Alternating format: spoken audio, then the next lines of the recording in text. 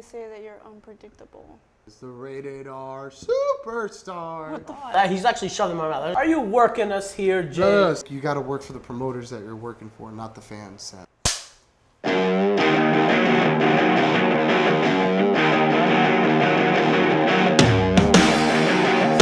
Do accents. Don't do face paint.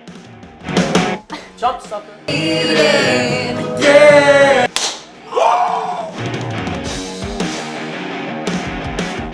Hello everyone, this is Andrew K. along with one of our great camera women, Sam, and joining us here in the studio is none other than the unpredictable JGeorge. Hey, how's it going? Thanks for joining us here, man. That was a little like Tony Chimmel there when he goes, the rated R superstar. What the hell? You're Yeah. a Tony Chimmel fan. So Of why do they say that you're unpredictable? I want to know. I was gonna say I want to know why I get asked that question so much, but I do know.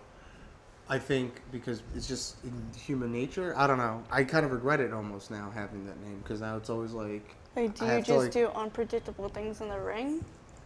Yeah, I think so, and I think it's just an extension of my personality. It's a little bit erratic, sporadic, but I hopefully at the end of the day that unpredictableness and that's being sporadic and being, what was the other word I said?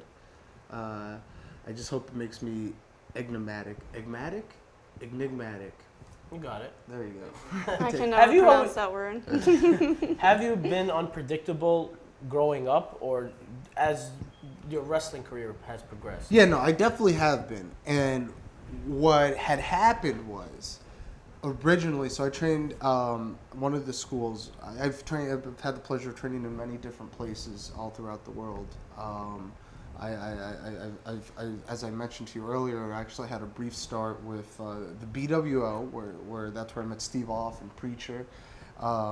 And I was young at the time, and then I left, and then I went to Warriors of Wrestling, and I was trained by Joey B and Jake Gomez. They were trained by Johnny Rods, who's the original unpredictable Johnny Rods. So originally, I wanted to be the natural JGeorge, right, which is like kind of like a rip off of the Nature Boy, right? But they were like, "There's nothing natural about you." So maybe I think they were just referring that I didn't have any natural given athletic ability. Maybe I don't think so though. But whatever. At the time, that's just didn't like the nickname, so they were like, I think I said the unpredictable at them like as a joke, or maybe they pitched it to me as a joke, but it kind of just fit, and then I just stuck with it ever since. Interesting. Mm-hmm. When did you start Very much so. your wrestling career? Like when did you start training and when did you have your first match? I started training, man. So I had started in like the early like 70s for Vern Gagne, and then Wow, well you were really tag teaming with Johnny Rods because he was in there in the 70s. and I had gotten into a plane crash and I broke my back, and the doctor said I will never wrestle again. But I showed them, and I forgot to put my phone on mute. So you were referring to that plane crash with Johnny Valentine, Ric Flair, and Johnny Valentine. He didn't make it. I think he died in that plane crash. Yeah, he did. Yeah, and Ric Flair broke his back. That is one of And my. the doctor said Ric Flair would never wrestle again. I think he proved what dumpskis the doctors were at that time. I think it just proves the magic of professional wrestling, and I don't know, it's one of the most inspirational stories I have about wrestling, because there's a lot of doubt of like, it's just the idea of setbacks and obstacles, and he overcame a lot of them. How old are you? You're talking about the 70s. I'm like, Wait a minute. this doesn't seem right. Yeah. And then I trained there, and then I trained in Arena Mexico in CMLL that's true. I trained there. That was 2 years ago. You wrestled for CMLL? then? No, I didn't wrestle. So I went Great promotion. I went to Mexico because I had family out there, and I was like, I should take advantage that I have an aunt living out there, and I could just like live. I'm not actually Mexican myself; they just happen to live there. And I was like, all right, I got to go out there. So I had connections with someone, and they were like, when you go down there, contact this person, and you can train with them. I'm like, cool. So I took this huge risk. I go out there, I contact them, I don't hear from them for a few days, and I started to get worried. I look at CML's website and they're literally like, hey, yeah, you can come train, just have a physical, you have to be this old, and you can train. So I did that, and then I had the pleasure of training there for 2 years under Archangel, which he passed away recently this year, rest in peace. So I'm in that school, and then I started a professional wrestling league in Scandinavia about a year ago. After that, they had never seen professional wrestling, and they never had it. And then I kind of started up a school over there, and a friend of mine, we went out there and started training people there. And In Scandinavia. yeah, and I actually became the first. This is actually true. First ever Scandinavian heavyweight champion. What was the name of the company? It's Gulp Gulp. That's a GoPro Gulp. Are you working us here, Jay? No. So this Probably. no Scandinavian Championship Wrestling, and then my friend wanted to live out there for whatever reason, so I let him in charge of the school, and then I came back here, and yeah. And you were asking about my first match, right? Was that what? Is that Right. We didn't get to that yet. Yeah. I trained over. So I'm from Newbridge, New Jersey. Originally born in New York, I moved out to Newbridge, New Jersey when I was a little bit older.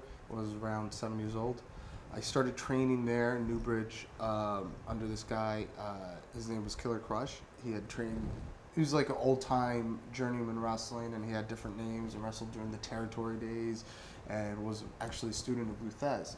So I kind of had some of that real old-school style instilled in me. And I did not wrestle for Newbridge, but my first match was at Warriors of Wrestling, and I didn't know what I was doing, and I had someone agent the match, and they told me, oh, you're going to be like Andy Kaufman, and the other guy's going to be like Lawler, so just go out there and talk a bunch, and then eventually he'll hit you, and then he'll hit his comeback on you and hit his finisher. It was horrible. So I go out there thinking like, okay, he wants me to be all right. So I grab the mic and I start cutting a promo in the middle of the match, and then Joey B didn't like that, and he comes to the ring. This is my first match. The middle of the match, I'm on the outside. He comes in and slaps me in the face, and he takes the microphone away from me. And then I just like, oh, and then I rolled back in, and then we finished the match, and it was horrible.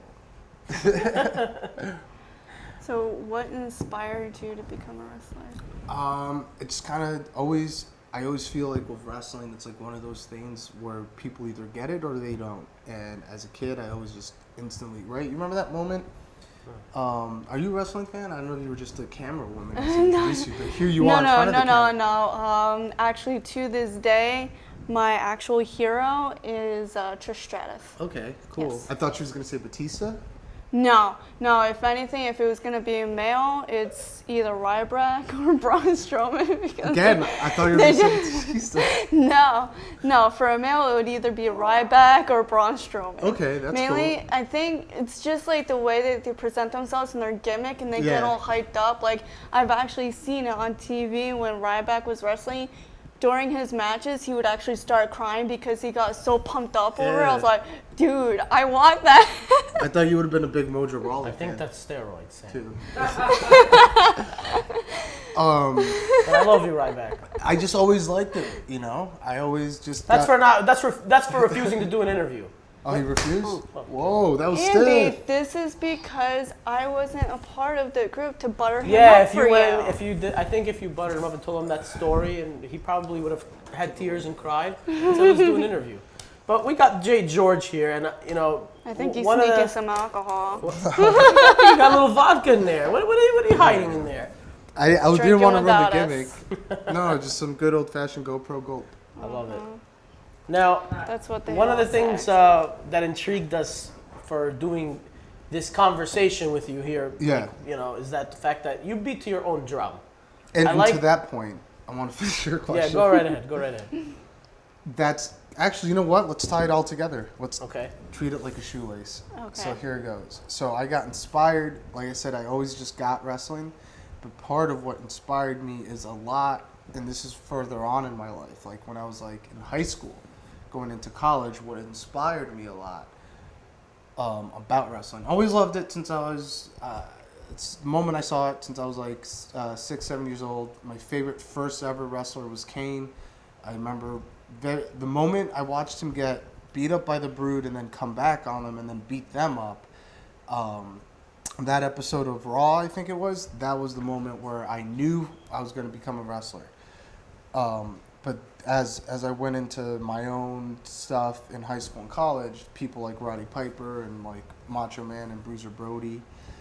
That's old school right there. Yeah, those were like a lot of the guys that were like very that spoke to me, you know. And then when CM Punk did his thing during the 2014 Summer of Punk thing, like that stuff, and then like guys like Stone Cold, and just like kind of guys like that of like Stone Cold, The Rock, Triple H, when they were my age during the Attitude Era, and they were doing just that, moving to the beat of their own drum, and that just always being like, a rebel, being unpredictable. right? Yeah, and it's tougher. It's way tougher to tough. do that now. You can't. Bruiser Brody could not have been doing the things he did back then. Now, I don't think, you know. Maybe not Yeah. under a WWE corporate umbrella, but no, maybe no, It's no, more no. PG now. No, not Well, even. explain it to I'm me. not even talking what do you mean? WWE. I'm talking indie wrestling. People get like Oh, you okay. can't even. I grew up on it. I'm sure you have too, of the idea of like guys listen to the fans when they're in the ring and they feel the emotion of the crowd and the energy of the crowd. And when they feel like what they're doing isn't working, they change things up, Right. and they go, you know, because they got to cater it to the crowd. You can't do that now because now people are going to call you unprofessional for doing something like that. Mm-hmm. Could you imagine Bruiser Brody now, like trying to get away with stuff just like the stuff he did? He always changed things up. You didn't know what you were going to get with Bruiser Brody. You know what I mean?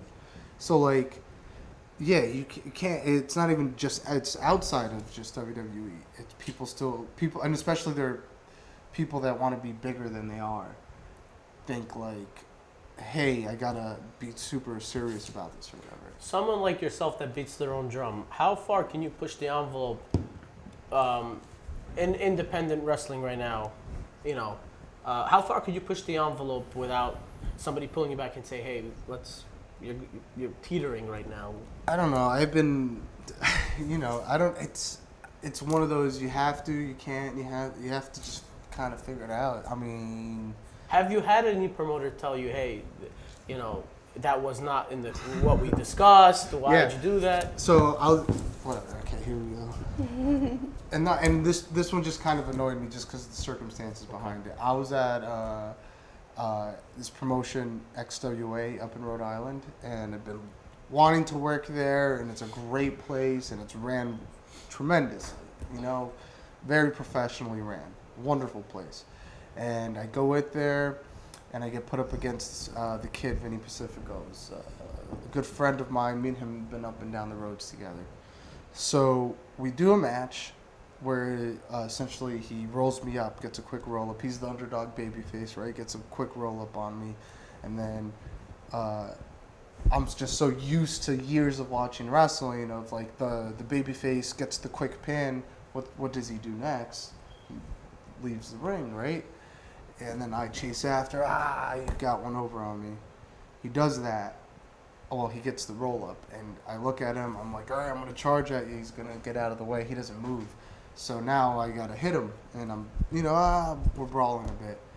And we get to the back, and one of the guys is like, "Who told you that? Who cleared that? Who said you could do that?" And I'm like, nobody did, but I wasn't. I was just going off. I was in the moment. You were in the moment and feeling off the energy of the crowd. Is Yeah, that and what I you was say? just doing what I've been watching in wrestling for the past 28 years. Like, that's what you do.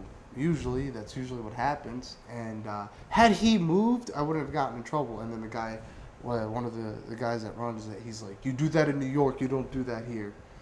So I was like, all right. And then I'll probably never get invited back here again. Were you invited back? No, I mean, I wasn't really invited in the first place. I kind of just showed up, which is a big part of what you got to do in wrestling. Well, you know what? I got to take my hat off to you because a lot of guys don't really put that. Some do, but that really takes a lot of balls to just say, hey, I'm living in New York or New Jersey. I'm not sure exactly where, but yeah. to go to Rhode Island and you're not even booked on the chance that, you know what I mean? Like, you really, either you saw something you felt something. You said, hey, you know what? Let me take a shot at this, and it actually paid off. You were on the show. So well, I yeah, mean, and I'd been doing so that was like my second match there. I had show, but yeah, I mean that's just a big part of wrestling. You got to show up places. I was booked the first couple times there, but like the first time I ever went, I wasn't booked, and you know I had to, like you said, go in there, and then I had to introduce myself and make sure they knew who I was for the future. And then that's just what you got to do, you know. Like I did that when I went to Mexico. I didn't have anything guaranteed. I definitely didn't think I wasn't gonna have any shows there. you didn't go to Dover, New Jersey. You didn't go to Philadelphia. You went to Mexico. Yeah, I went to Mexico City, and Hey, man. you know, cheers to that. Cheers to that. Give him a cheers, Sam. There we go. That's impressive. I mean, you don't see what you just described to me is something that Johnny Roz would do. That's old school right there. Mm-hmm. I think that's probably something that rubbed off from him to you. Is that what you say? Yeah. And it's just, I mean, I always just thought that's just how it, I mean, it is how it is, man. I mean, some people don't do that and they still get by. It's all about who you know, but you don't make those connections unless you go places. And you never know who you're going to meet. That's passion. Right Have there. you had any other similar situations with other companies like that? With like, Kind of like a falling out, but like, you know, I mean, what happened yeah. where like you weren't invited back because had a they didn't ton. like your taste. I've had far too many, and I'm starting to, when I wonder why I don't get booked enough around here, I'm starting to realize I'm the problem here. No, I don't know. I had a situation with Tier 1. There's a miscommunication of like what was going to go down. I thought it was going to be, I was going to get beat up by these people, or I forgot. They didn't explain to me that I was going to get pinned, you know. And then we went back and forth online, you know. But you know, I mean, yeah, I don't know. Hey, these things happen, you know. But it doesn't seem like it has deterred you to change. You know. It has a little It bit. has? I mean, you got to In be. what way? I try to be, I guess, more professional now and stuff. And You don't feel that you were a professional before, or do you think that you were perceived? no, I unfairly? wasn't. No, I was a mix. It was a mix of both. It was like it's what it is it's how you handle a situation. You know what I mean? Like, You lost your cushion. oh no, does this affect the sound at all? Are we good? How's my levels? No, We're good. we want the fans. The to wind. hear you. There you Yeah. go. Thank you, Sam. Yeah. So, show that chest hair for the There we ladies go. out there. I don't show it too much. My eyes might get poked out. No, you're taking. You don't have to. Yeah, don't worry. Oh yeah, that's right. That's what we got the glasses for. Yeah. You know what would be great if these glasses came with their little mini windshield wipers? Oh yeah, there you go. So like when it's raining, you I just think I flip saw a that on Married switch. with Children. Did it? Yeah, I Yeah. think I saw that on one. But you talk about not getting booked a lot in around in this area. Do you find any promotion? Can you call any company home? Do you have a home? Yeah, I mean, Warriors Wrestling's always been my home. That's where I Right. started off, and you know, it's been, you know, I've been there 5 years, and that's definitely, I would always consider that my home. What's the biggest misconception of JGeorge? I don't know what the conceptions are. I don't know. Well, you were just explaining that you've rubbed people the wrong So, way. or- I wanted to finish that point is Okay. like, especially when I was young, I guess earlier on, I didn't handle certain things right. If I got put in a 6-man match, I'd be really negative about it, and I'd just be very, I wouldn't handle it correctly, and like not being able to take constructive criticism. Is that what No, you mean? I've always been able to do that. I just always wanted more, and I want to be the best, and I want to be in there with guys that are at another level. You know what I mean? Like, I want those singles matches. You know, guys like Teddy Hart. You know, guys like Homicide. You know, you saw me against Ace Romero. More guys like that. Matt McIntosh's. You know, more matches. Me and Sonny Kiss started off together, but now, you know, we've had our shared matches, but now he's at another level, and I want that now. And, you know, I always work well with guys like Darius Carter, tremendously well with a guy like that. I want more matches with him. And when I would go to shows in New England or just anywhere, and, oh, it's a scramble match, and you're in there with 6 other people, and, or you're against this person who doesn't know what they're doing, or, you know, and it was a lot of that, and I didn't. After a while, I just get annoyed and just, sometimes it would help because like I kind of when you stop caring a little bit, you could either do better or you do worse, and sometimes I do better, and I would discover new things in the ring because I was in that zone of like whatever. What motivates you? What drives you the most? In terms of the Creativity and it being in the ring, like, do you like singles? Like you talking about scramble matches and things like that? Yeah. What is it like? I'm motivated to I want to create the best possible thing I can create, and I want to make the best possible art that I can make, and I want the idea, the validation of what I'm doing, and I want to be able to show people that I could be at that top level, and that's, I guess, what drives me the most is knowing that I have this inside of me and just being able to, I visualize it all in my head of like what things could be, but then you go in there with someone who maybe doesn't share that vision or doesn't know how to match up to that vision, and I want to, like, people like Joey, it's hard to pitch ideas for me with like Joey B at Warriors because if I say something along the lines of me getting a belt or whatever, right, then it makes me look like, oh, he's being a mark for the belt or whatever. You know what though? Damn right I am. Damn right I am a mark for the belt because there's paper towels there. It's fine. I'll serve it. I'm a mark for the belt too. I told Gino at ECPW, if you really want to shock the crowd, have me beat Dan the Man for the title. All over your pants. Yeah. But no, that's the thing though, like, because that is a symbol of because he likes to be like the belt is just the championship is just a prop. Like it's like in Star Wars the lightsaber is a prop, but it's one of the most important props. And if you're someone holding that lightsaber, you're somebody important. Great analogy. I love the lightsaber. And but I also don't want it to just be given it to me just because I suggested it or just because I begged for it. Well, I think everybody in the locker room should suggest it. I mean, isn't that why you? That's why you do this. I think what he's trying to say is that he doesn't want it to come to him because he basically cried for it. He wants to earn it. Yeah, exactly. Yeah. But it's a business.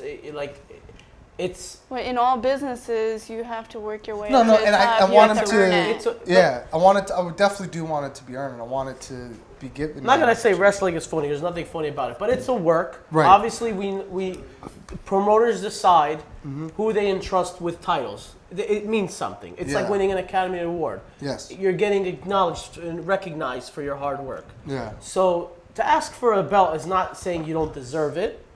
What I'm saying is everybody should be asking for it on any level, whether you're opening match, main event. That's what everybody aspires to be. Yeah. Like if you don't want to be, if you were in the WWE and didn't want to be in the main event at WrestleMania, you shouldn't be there. Yeah, 100%. So I like the fact that you put yourself all out there. You know what I mean? I mean, but the thing is, though, too, to that regard, is there's plenty of people that are happy, I should say, that are just happy just being there. Right. And just being a part of the show. And everybody has their role and everybody has their spot on the show. I just don't want to be put in with those people. I don't think I could ever say that JGeorge is a complacent individual because I don't think you're complacent at all. Right.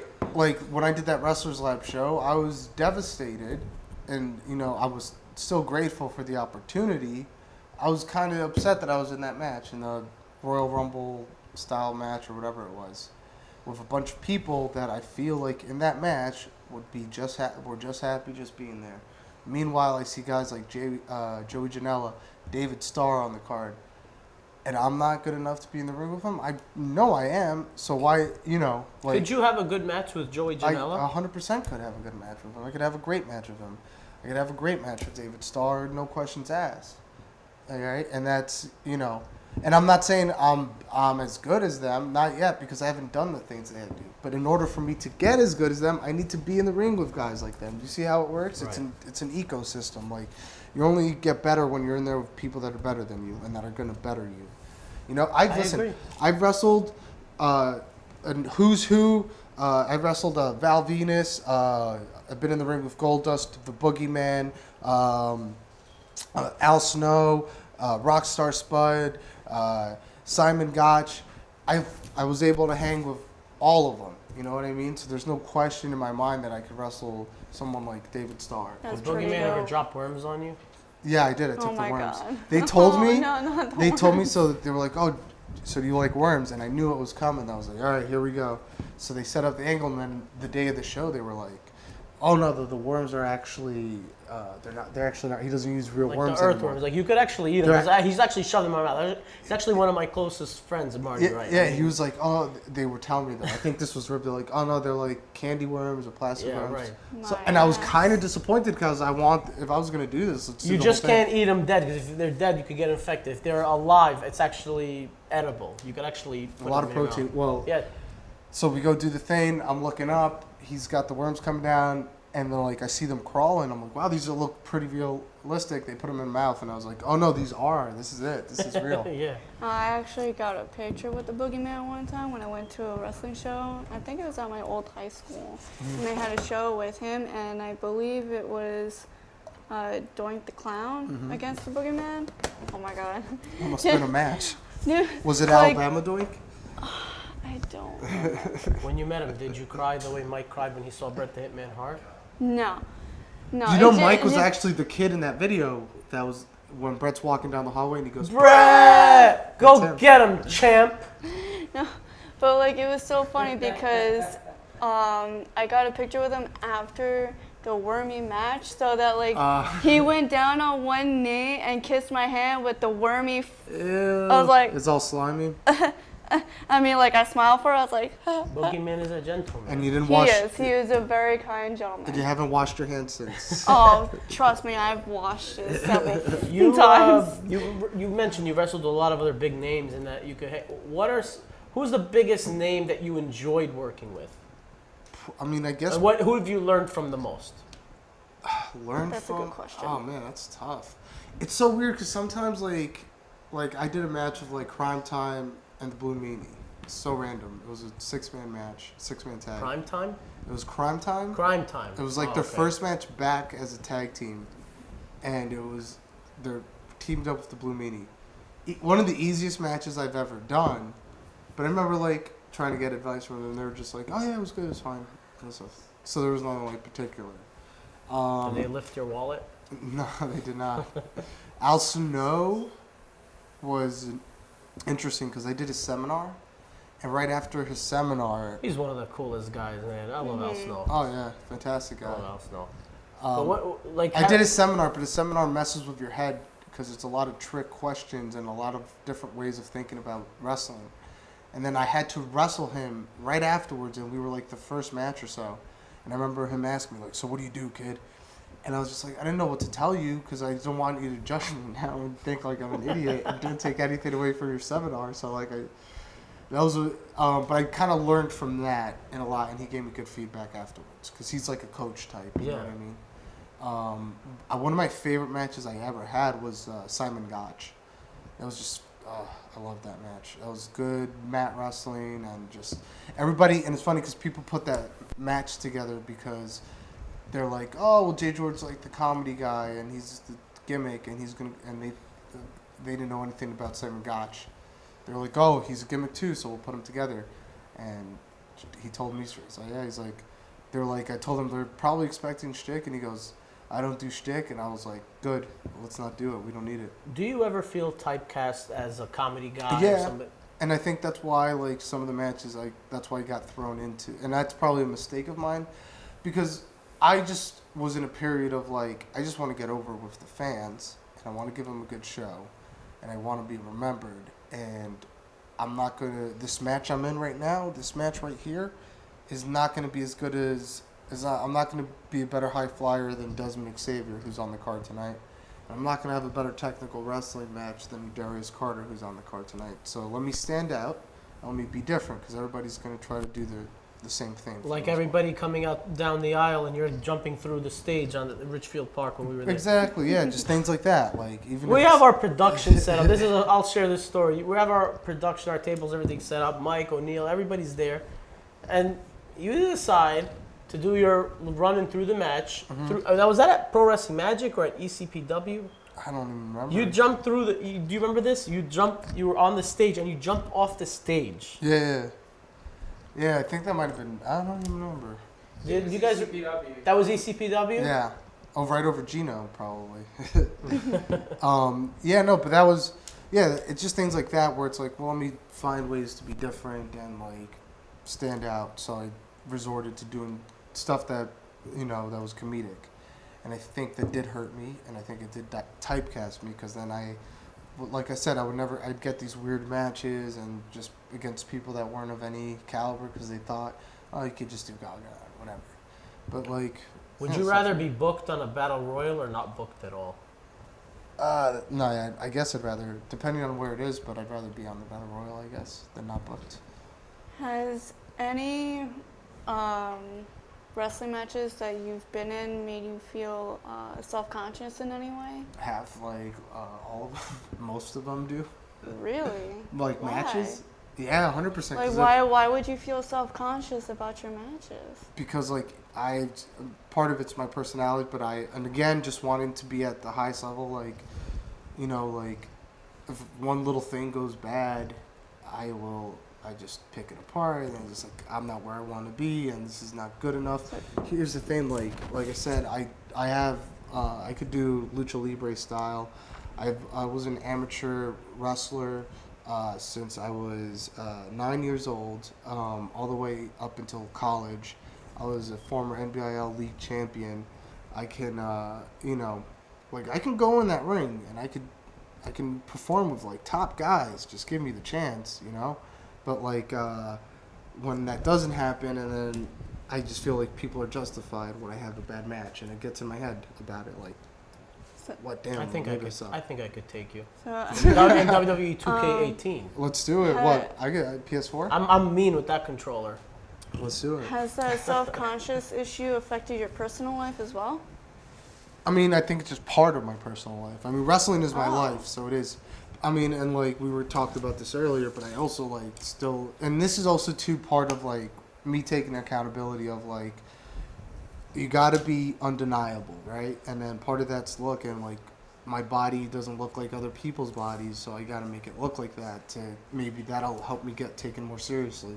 You know what I mean? Like I just recently switched to trunks, which is a brave move on my part, but I've been dieting, I've been trying to get in better shape. So like hopefully that makes people see me in a more serious light, because I think subconsciously on an indie level, if people see you in that attire, they just think you're like a better wrestler automatically. So I'm trying to go that route, you know what I mean? It's like when Miz switched to the trunks when he was wearing the shorts, all of a sudden he's the US champ. Great I comparison. don't think you should be changing your body for a company. No, I absolutely have Sam, this is a family show. No, he should be taken seriously no matter what size his body is. Right, and there No are matter people what, that are, there are because people you're that, there for a reason. That's to be taken Yeah. seriously. If you don't get taken seriously, then that's not the right It's just company this- for you. right, I mean, but and there are people that have overcome that, and I'm sure I could, but end of the day, it is a cosmetic business, so you have to like, I know. Drama queens, man. I know, and it's How about They for get Ace you Steel? every time. Ace Steel is you mean Vince Steel? Vince Steel. My Vince. apologies. Here's the thing, Vince Steel is How do you mess that one up? no, because he was It's the thinking of alopecia. either. I was thinking of Ace Ace Romero Romero and Vince I Steel. thought of them together. But those The two two- big guys. Yeah. But two perfect examples Yeah. of like where, like he's a juggernaut. Vince Steel is. Right. He's an impressive looking human being. He's physically imposing. He can get away. When Ace you're like, Romero's when he knocked this guy out of the ring with that tackle. yeah, That no, was they're great. they're imposing. They look like, and I love that look. And I'm like, I totally get why Vince McMahon loves big men, because I'm enamored by. I'm teaming up with this guy Paul Jordan, who's like 7 foot tall. Holy crap. Yeah, and it's just I love it because that's what part of what drew me in is the larger than life look. But like when you're in between that, it's tougher. When you're not a juggernaut, when you're not even like a guy like Bray Wyatt, who's also a large human being, and then you're like somewhere in between that, it kind of like, well, okay, I get it. I have to tighten things up. You hear that a lot. You got to tighten things up.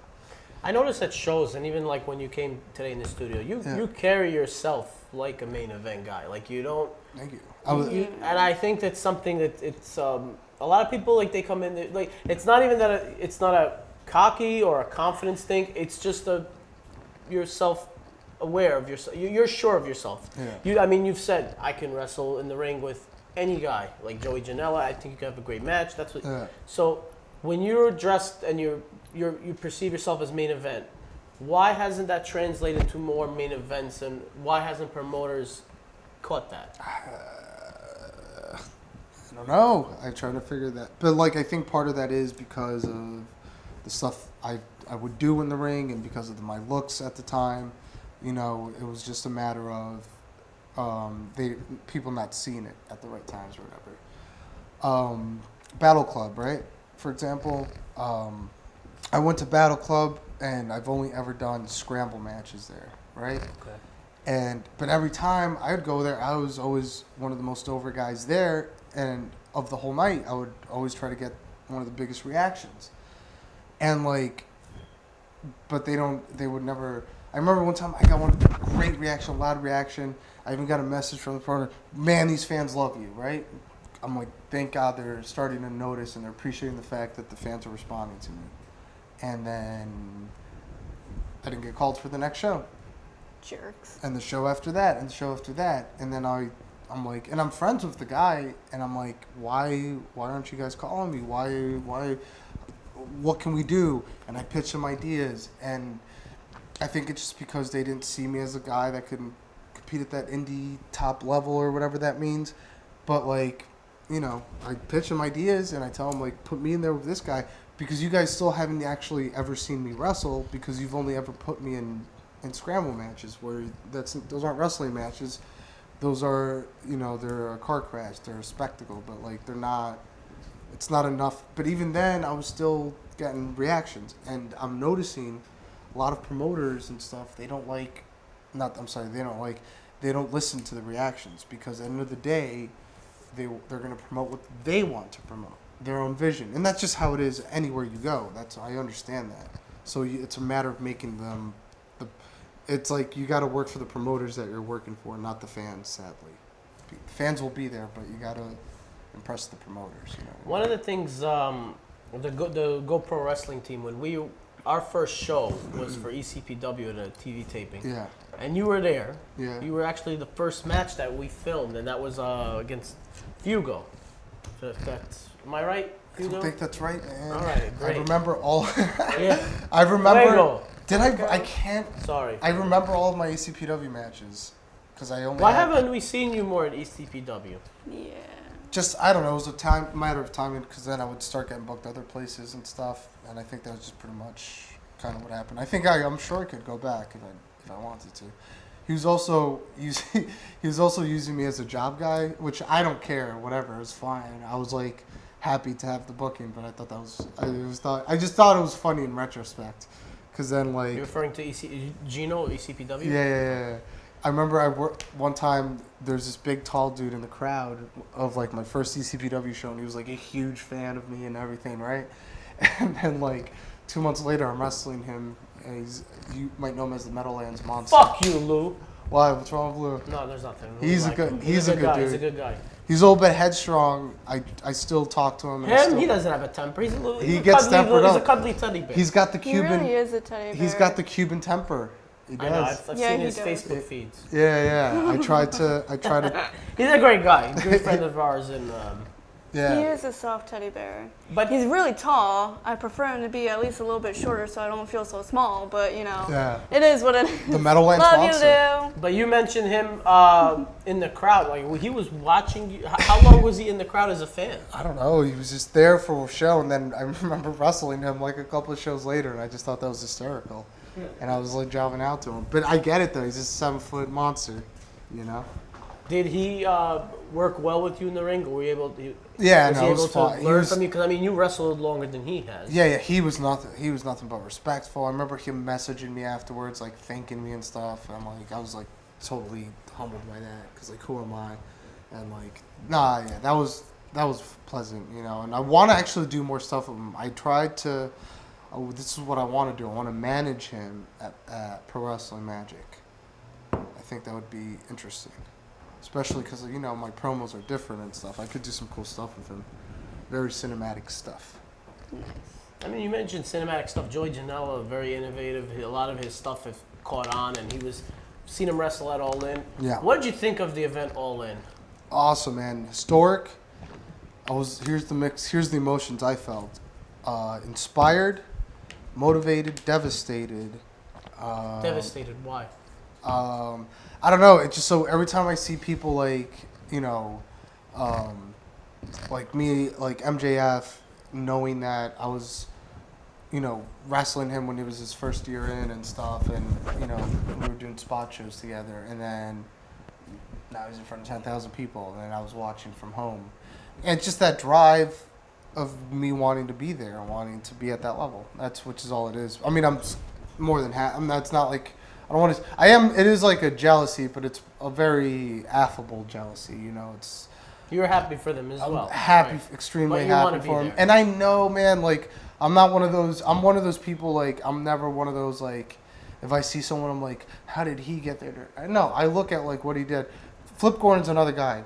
When I was, me and him broke in together, and we're on like the Tier 1 shows together and stuff in New England together. I know why he broke out. He's a tremendous athlete, a fantastic high flyer.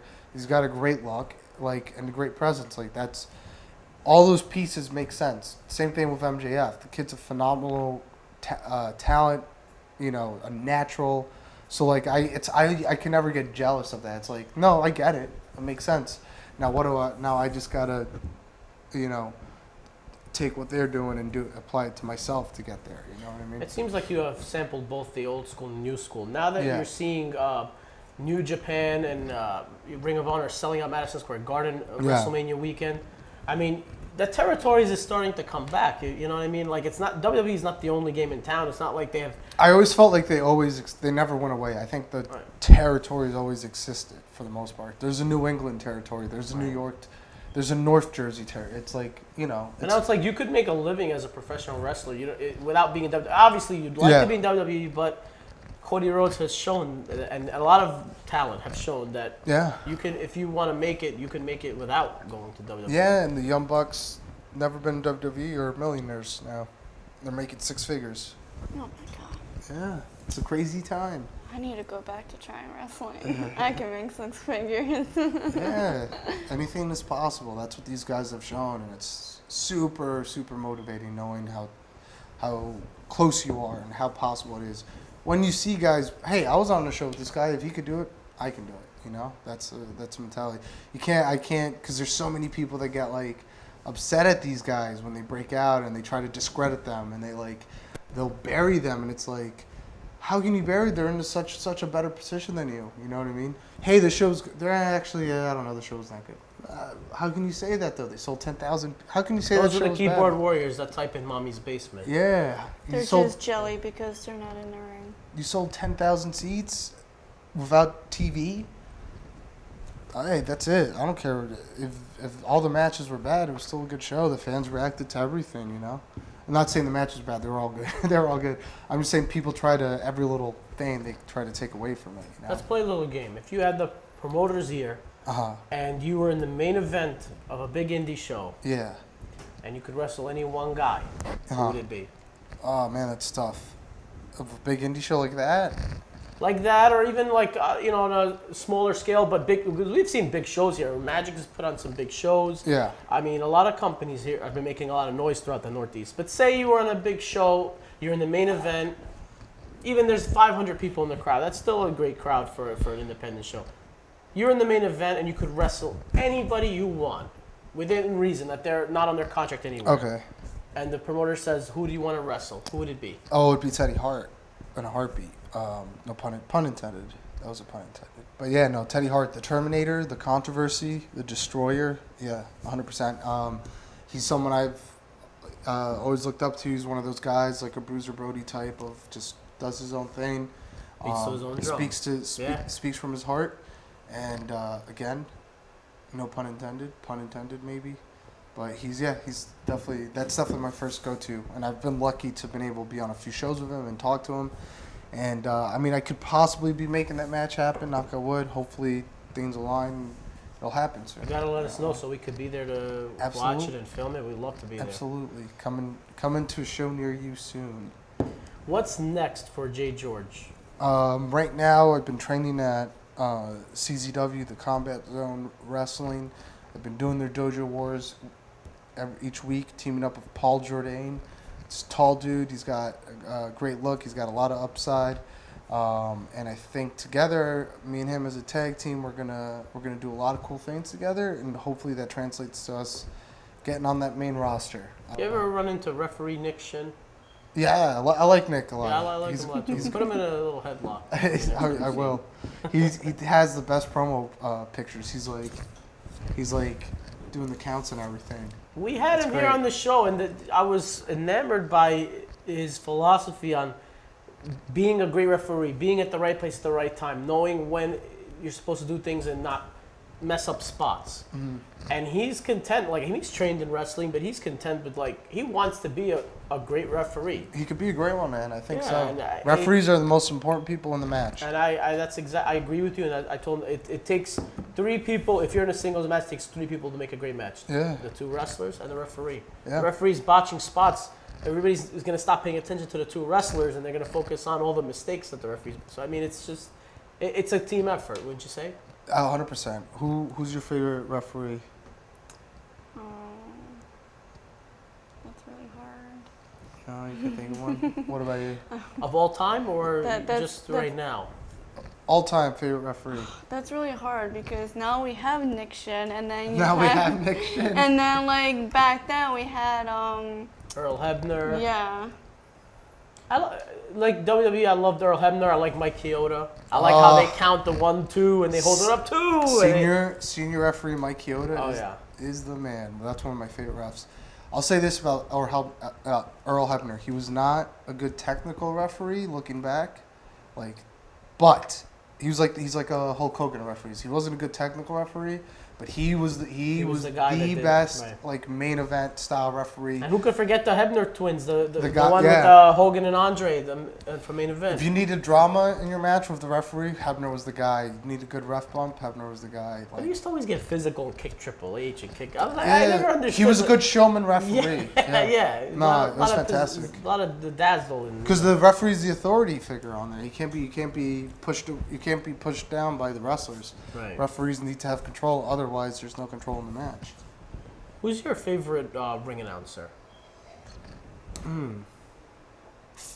But if you don't say Mark Adam Haggerty, he's going to be really upset. I'm not going to say Mark Adam Haggerty. He could be as he wants. He'd say something to my face. I'll smack him straight in the face. That's a little violent. A little heat there? No, I just felt like saying that. Oh. Mark's a good dude, but he's not my favorite ring announcer. Who's your favorite ring announcer? Probably Howard Finkel, because it's very iconic to me. I mean, nobody could top the Fink. I always liked how he would announce D'Lo Brown. It plays in my head a lot. How would he announce them? He would just be like, D'Lo Brown. Yeah, no, he's good. That is good though. Yeah, probably. I don't know. Who's your favorite production team? What? It has to be Go Pro Wrestling. Hey, what's going on, everybody? This is the Unpredictable JGeorge. I have to. And you're watching Go Pro Wrestling. Thank you. I have to put I've been told I have to put myself over. I was actually seriously going to answer that too and say another production. Yeah. No, okay. I was told I like to put myself over prime time. Whoa, prime time. Anyhow. Not prime time. Yeah. Prime time Brian Lee was No, Brian Lee. Prime time Brian Lee was a great guy. But, this other fucking guy who doesn't know, he promotes in front of 2 people. You know what I mean? He doesn't know shit about wrestling. Who else was prime time? Nothing. Right. Fuck him. There's another prime time. I think we should change the subject. No. Sam. Showtime, Percy Watson. That was another one. Showtime who? That was his nickname, Showtime, Percy Watson. Oh yeah, that was his taunt. NXT season 2 or 1, I think he was in 2. He was in 2, not 1, because he would have been in Nexus. Imagine if Percy Watson was in Nexus. I wouldn't know. My God.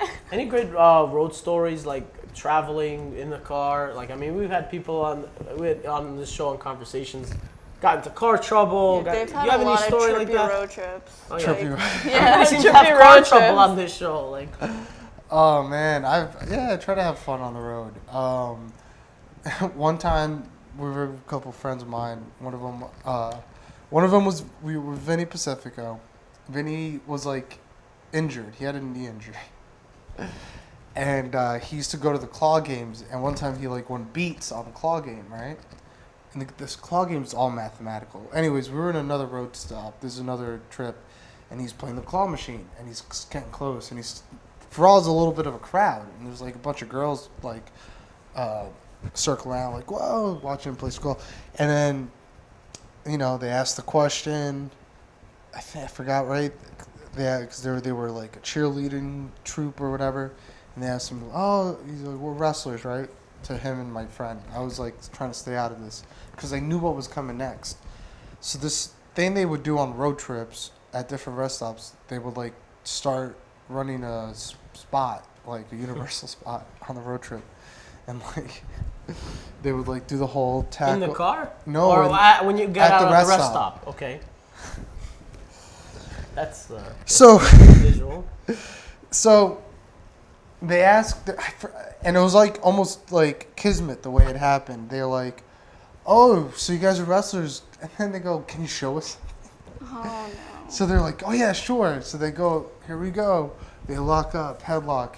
Now, every time Vinny pushes someone off on a headlock, he always drops to his knee for some reason. So he drops to his knee, and he like stops, pauses, and then he starts selling his leg. And he's hurt. He's not selling his leg. The patella hit the ground. No, it was, I'm sorry. He was not selling it because he was actually hurt. But like, then like the cheerleading group, like the mom was like, oh no, and then they're like, is this real? Is this real? And then it was just like so awkward, and they're just like sitting there like he's like it was the most uncomfortable. It was the most uncomfortable thing because they're like, wait, is this real, or is this part of the show, or they're like, oh, it's real, and then they just like awkwardly like walked away. And he really got hurt. Yeah, it was beautiful. He was already hurt, so he shouldn't have done that. Oh, that was great. That was really good. And then like, yeah, we would do stuff like we would throw like a fake punch at each other, and like one time like a security guard came over to us and was like, what's going on? And they were like, oh no, we're just wrestlers. And they were like, oh, and then sometimes when I get asked, when I tell someone I'm a wrestler, and I try to avoid it because all of a sudden you have to answer, oh my God, is it real? Or is it like, and then you got to answer that whole thing. And then we didn't feel like doing that, so we were just like, oh yeah, no, yeah, we're like MMA guys. Just so like, because then there's no questions there. Oh, okay, oh, you guys like have a show in town? Yeah, all right, and then he's on his way. Yeah,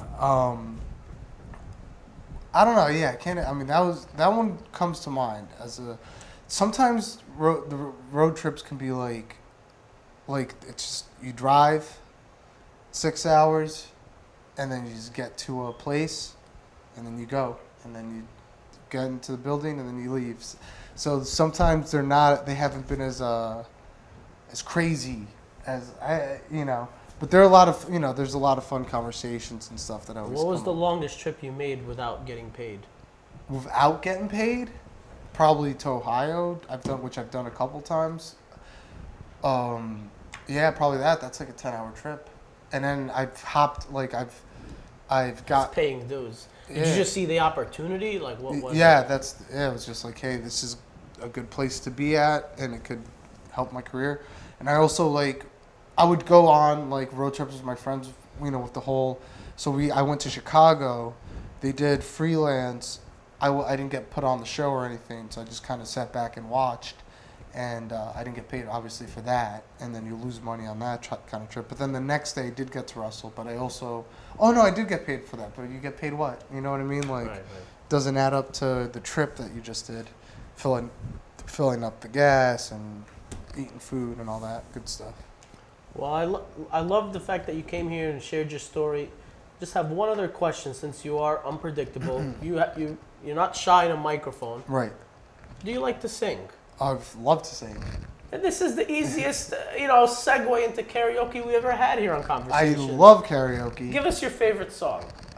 Okay. What's the song you're gonna serenade Sam with today? I haven't done this one in a while, but Uptown Funk is one I wanted. I could always do my theme song, which is the Never Give You Up, but I'm kind of tired of that one. All right, we'll do the Uptown. But this, you got to make sure they have the lyrics, because they do, right? This hit that ice cold, Michelle fight for that white gold. This one from the hood girls, them good girls, straight masterpieces. Stylin', wildin', living it up in the city. With Chuck's on and Saint Laurent, gotta kiss myself, it's too pretty. I'm too hot. Call police and a fireman, I'm too hot. Make a dragon wanna retire, man, I'm too hot. Hot damn! No, but oh wait, hold on. Here we go. Hot damn!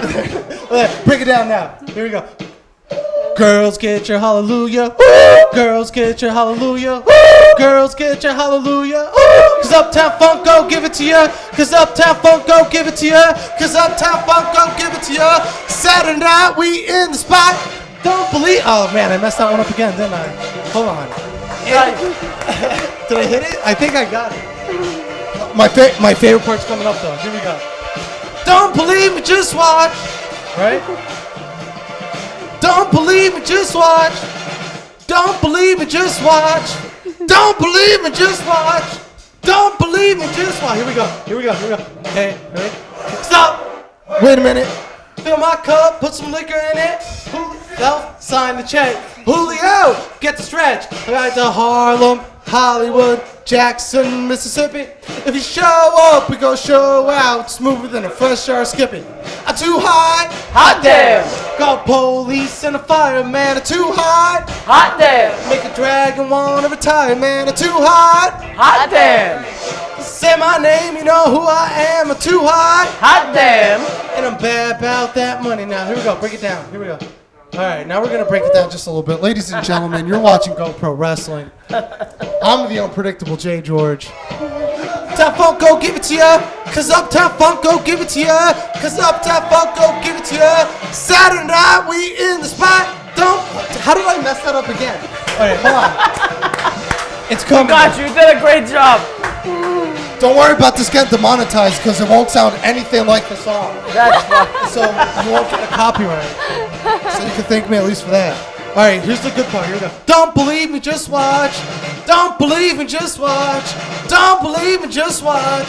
Don't believe me, just watch. Okay. All right, here we go. All right, here we go. Now we're gonna break this down just a little bit before we leave. Here we go. All right. Now, as I said before we leave, let me tell you all a little something. Uptown, funk you up. Uptown, funk you up. Town, funk you up. Uptown, funk you up. Said, uptown, funk you up. Uptown, funk you up. Uptown, funk you up. Uptown, funk you up. Here we go. Dance, jump on it. If you're sexy, then flaunt it. If you're freaky, then own it. Don't brag about it, come show me. Said dance, jump on it. You're sexy, then flaunt it. The Saturday night, we in the spot. Don't believe me, just watch. Woo! There we go. Ladies and gentlemen, thank you so much for joining us here on Conversations. For Sam, I'm Andrew K. It's the unpredictable JGeorge. We'll see you next time.